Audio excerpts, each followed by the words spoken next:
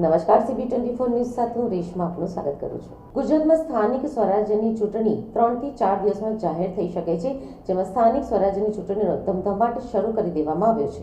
ગુજરાતમાં સ્થાનિક સ્વરાજ્યની ચૂંટણી 3 થી 4 દિવસમાં જાહેર થઈ શકે છે, જેમાં 23મી જાન્યુઆરી 2025 સુધીમાં મતદાન મથકોને આખરી ઓપ અપાશે। સાથે સાથે 27મી જાન્યુઆરી 2025 સુધીમાં સંવેદનશીલ મથકોની યાદી તૈયાર કરાશે, તો ફેબ્રુઆરીના બીજા અઠવાડિયામાં મતદાનની શક્યતાઓ પણ સેવાઈ રહી છે। રાજ્યની 79 નગરપાલિકાઓની બેઠકોની ફાળવણી કરવામાં આવી છે। જૂનાગઢ મહાનગરપાલિકાની બેઠકોની ફાળવણી કરવામાં આવી છે। મળતી માહિતી અનુસાર રાજ્યમાં 27% OBC અનામતને આધારે બેઠકો ફાળવણીની જાહેરાત કરાઈ છે।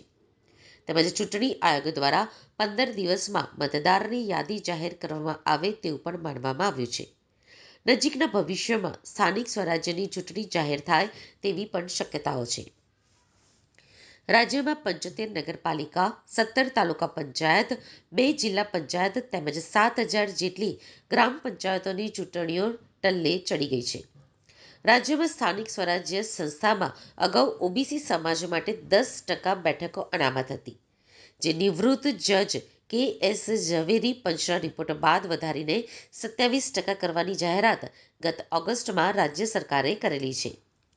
ઝવેરી કમિશનના રિપોર્ટ પ્રમાણે રાજ્યમાં ગ્રામીણ સ્તરે 52% અને શહેરી ક્ષેત્રે 46.43% OBC સમાજની વસ્તી છે।